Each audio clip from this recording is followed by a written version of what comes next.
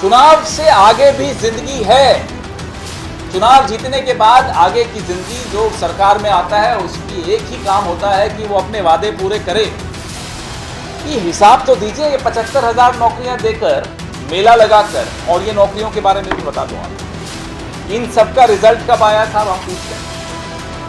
तो बच्चों की जिंदगी के साथ खिलवाड़ कर रिजल्ट 3 महीने पहले आया, 4 महीने पहले आया, 6 महीने पहले आया। आपने रोक लिया कि चुनाव आए गुजरात में और हिमाचल में और फिर मेला करें, तमाशा करें और बोले दिल्ली जी नौकरी ले ली। आप करिए इवेंट, जो करना है करिए, सरकारी खर्चा है, सरकारी पैसा है, बर्बाद करिए, जनता देख रही है। लेकिन नौजवान का जीवन तबाह करने का हक आपको किसी ने, आज खबरों में आ रहा था, गुजराती में लिखा है लेकिन मैं पढ़ लेता हूं, गुजराती समझ लेता हूं। भाजपा नेता के कॉलेज से पेपर लीक हुआ, एफएसएल रिपोर्ट। सिर्फ इस जून में, ये जो अभी जून गया, 1.25 लाख नौकरियां छीन ली लोगों से। 1.25 करोड़, माफ, 1.25 करोड़ 25 लाख नौकरियां छीन ली। एमएसएमई सेक्टर तबाह हो गया। करे ना मेला, उसके बारे में भी एक इवेंट कर दें, लोगों से बोले साहब बैंड बाजा बजाइए, आप अपनी तबाही पे अपना नाचिए। प्रधानमंत्री जी को भी समझ में आया कि बेरोजगारी वाकई एक मुद्दा है। इतना बड़ा मेला, कितनी नौकरियां? 75,000। वादा क्या किया था? अगर वादे पे हम जाएं तो 16 करोड़ नौकरियां पिछले 8 साल में मिलनी थी, उसका हिसाब दे देते मेला शुरू होने से पहले। विलंब क्यों हुआ वो भी बता दें। विलंब इसलिए हुआ कि देश में आज एक मेला चल रहा है। पिछले 8 साल देश में बेरोजगारी का मेला चल रहा था, वो किसी को नहीं दिखा। आज मोदी जी ने एक मेला निकाला है, रोजगार मेले का नाम दिया उसने। हर चीज में एक तमाशा करना है। कोविड हो तो तमाशा,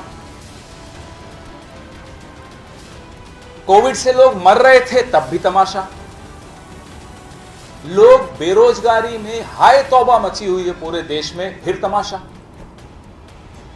इस देश ने सरकार चुनी है, तमाशबीन नहीं चुने।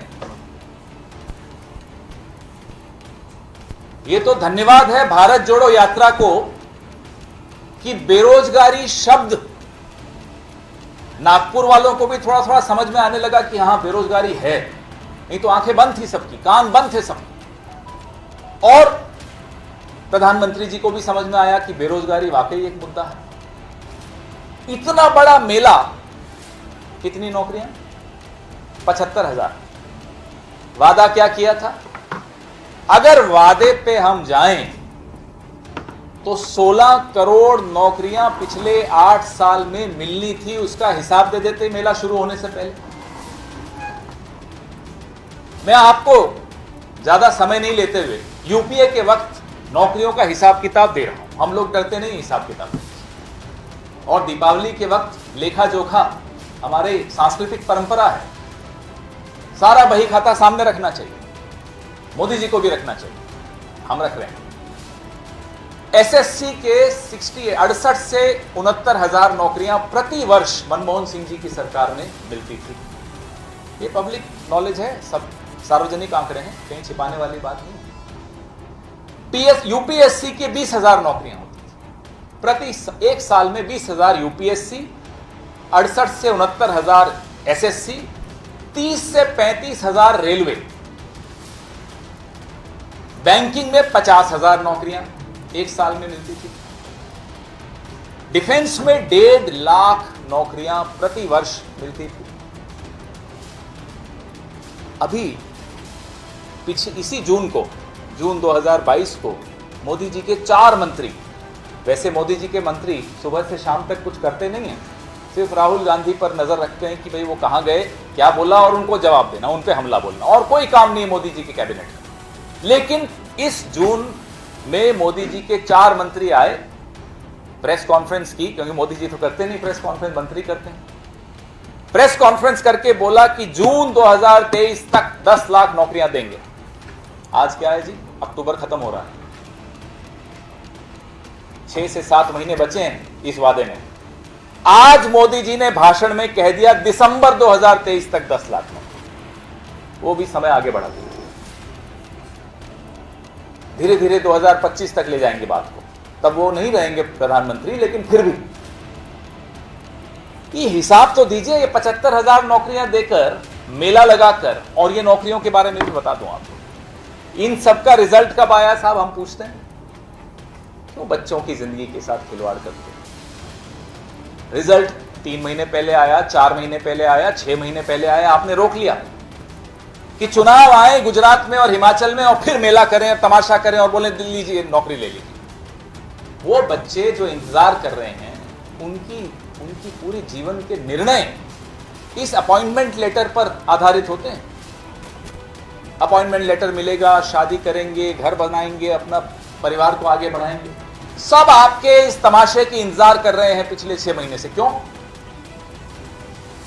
हम ये भूल जाते हैं, जो अपने आप को प्रधान सेवक बताता था, वो अपने आप को राजा मानता है। अब तो वो मुंह से प्रधान सेवक शब्द बोलते भी नहीं है, क्योंकि उन्हें मालूम है कि कोई विश्वास नहीं करेगा। ये क्या राजा रजवाड़ों का राज चल रहा है? जब मैं कहूंगा तभी अपॉइंटमेंट लेटर देंगे, भले उसमें 6 महीने लग जाए, 4 महीने लग जाए, आपकी जिंदगी तबाह हो जाए, लेकिन चुनाव के पहले नाटक करना है मुझे। ये एक लोकशाही है। लोकशाही में आप अपने आप को कुछ भी माने, आप हैं जनता के सेवक। एक वोट पे आपको जनता बाहर कर देगी। उस जनता को, उस नौजवान पीढ़ी को आप मजाक में एक तरह से उसका जीवन बर्बाद कर। अडवाणी जी ठीक कहते थे, हम उनकी बातों से बिल्कुल सहमत कभी नहीं रहे, लेकिन जो उन्होंने एक शब्द इस्तेमाल किया था अपने चेले के लिए, ये इवेंट मैनेजर है। आप करिए इवेंट, जो करना है करिए, सरकारी खर्चा है, सरकारी पैसा है, बर्बाद करिए, जनता देख रही है, लेकिन नौजवान का जीवन तबाह करने का हक आपको किसी ने नहीं दिया। आज खबरों में आ रहा था, गुजराती में लिखा है लेकिन मैं पढ़ लेता हूं, गुजराती समझ लेता हूं। भाजपा नेता के कॉलेज से पेपर लीक हुआ, एफएसएल रिपोर्ट। ये आपने नौजवान की हालत कर दी इस देश में। देखिए, मैं गलत तो नहीं पढ़ रहा गुजराती में, आप लोग तो सब पढ़ रहे होंगे, अच्छी तरह देख लीजिए। भाजपा नेता ने कॉलेज माथी पेपर लीक था, यानी ये एफएसएल रिपोर्ट है। इतनी प्यारी भाषा है तो सीखना तो चाहिए ना, इसके सीखने की कोशिश कर रहे हैं, मैं भी, आलोक भाई भी, और हिरेन भाई और पार्थिव भाई सिखा नहीं रहे, अब क्या करें।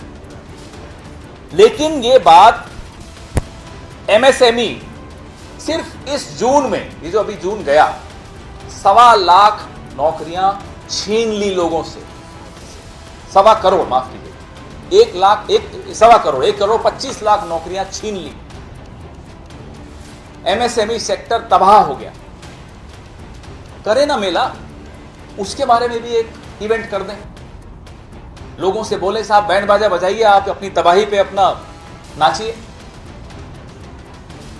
ये क्या हाल बना दिया है इस देश का, इस प्रदेश का, यहां के नौजवान लोगों का।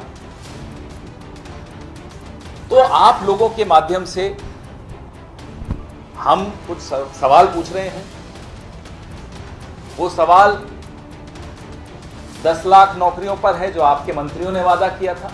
वो सवाल 1.25 करोड़ नौकरियों पर है जो छीन ली गई हैं।